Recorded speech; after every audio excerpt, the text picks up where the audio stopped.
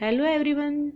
आज हम सीडीपी का चैप्टर 2 पढ़ेंगे। बाल विकास के सिद्धांत, प्रिंसिपल ऑफ चाइल्ड डेवलपमेंट। चलो इसके एमसीक्यू शुरू करते हैं। क्वेश्चन नंबर 1 है, इनमें से कौन सा बाल विकास का एक सिद्धांत है? नंबर 1 है, विकास परिपक्व तथा अनुभव के बीच अनोन्य क्रिया की वजह से घटित होता है। नंबर 2, विकास प्रत्येक बच्चे की गति का सही ढंग से अनुमान लगा सकता है। नंबर 3 है, अनुभव विकास का एकमात्र निर्धारक है। नंबर 4, विकास प्रबलन तथा दंड के द्वारा सुनिश्चित किया जाता है। तो इसका आंसर होगा विकास परिपक्व तथा अनुभव के बीच अनोन्य क्रिया की वजह से घटित होता है। क्वेश्चन नंबर 2, शिक्षण का विकासात्मक परिप्रेक्ष्य शिक्षकों से यह मांग करता है कि वे, आंसर होगा, विकासात्मक कारकों के ज्ञान के अनुसार अनुदेशन युक्तियों का अनुकूलन करें। विकासात्मक कारकों के ज्ञान के अनुसार अनुदेशन युक्तियों का अनुकूलन करें।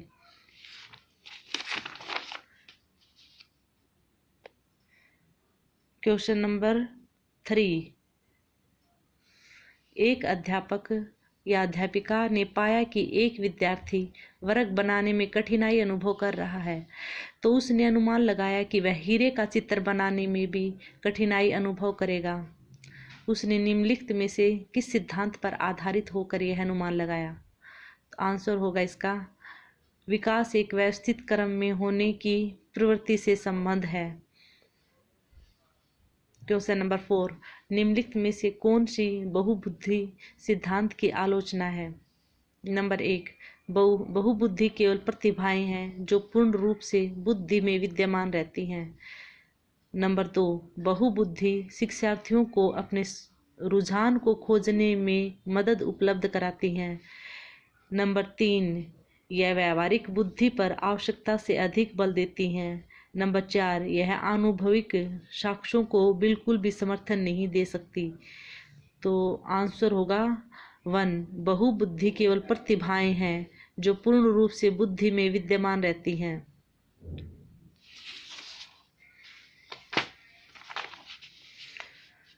क्वेश्चन नंबर 5, मानव बुद्धि एवं विकास की समझ शिक्षक को खालिस्तान के योग्य बनाती है। आंसर, विविध शिक्षार्थियों के शिक्षण के बारे में स्पष्टता। क्वेश्चन नंबर 6, संकल्पनाओं की व्यवस्थित प्रस्तुति विकास के निम्नलिखित में से किन सिद्धांतों के साथ संबंधित हो सकती है? आंसर, विकास सापेक्ष रूप से क्रमिक होता है। क्वेश्चन नंबर 7, निम्नलिखित में से कौन सा विकास का सिद्धांत है? नंबर 1, विकास की सभी प्रक्रियाएं अंत संबंधित नहीं हैं। सभी की विकास दर समान नहीं होती। विकास हमेशा रेखीय होता है। नंबर 4, यह निरंतर चलने वाली प्रक्रिया नहीं है। क्वेश्चन, इसका आंसर होगा 2, सभी की विकास दर समान नहीं होती। क्वेश्चन नंबर 8, बच्चे के विकास के सिद्धांतों को समझना शिक्षक की सहायता करता है। आंसर, शिक्षार्थियों की भिन्न अधिगम शैलियों को प्रभावी रूप से संबोधित करने में।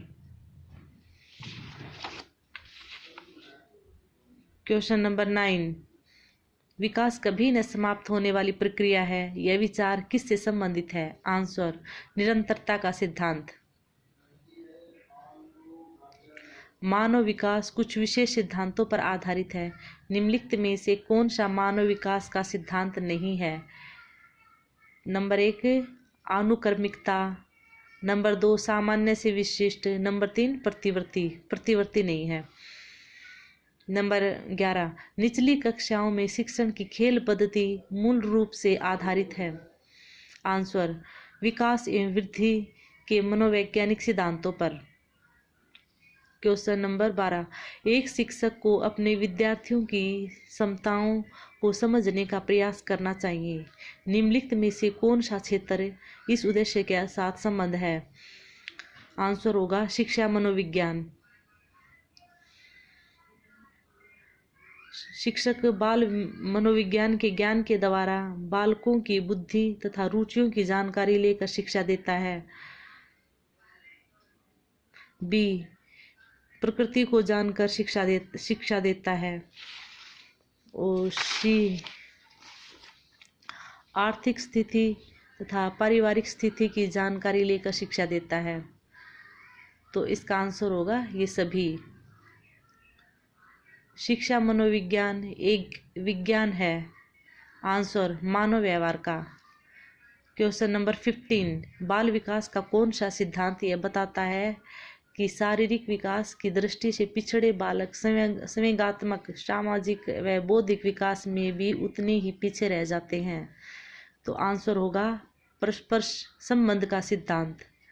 क्वेश्चन नंबर 16, मनोविज्ञान शिक्षा के क्षेत्र में सहायता देता है तथा बताता है कि आंसर शिक्षा के उद्देश्यों की पूर्ति कहाँ तक संभव है? क्वेश्चन नंबर 17, निम्नलिखित में से कौन बालक के विकास को प्रभावित करने वाला आंतरिक कारक है? ए, बुद्धि, बी, शारीरिक कारण, सी, आनुवंशिक गुण। आंसर होगा ये सभी। Thanks for watching. Please like, share and subscribe. Thank you.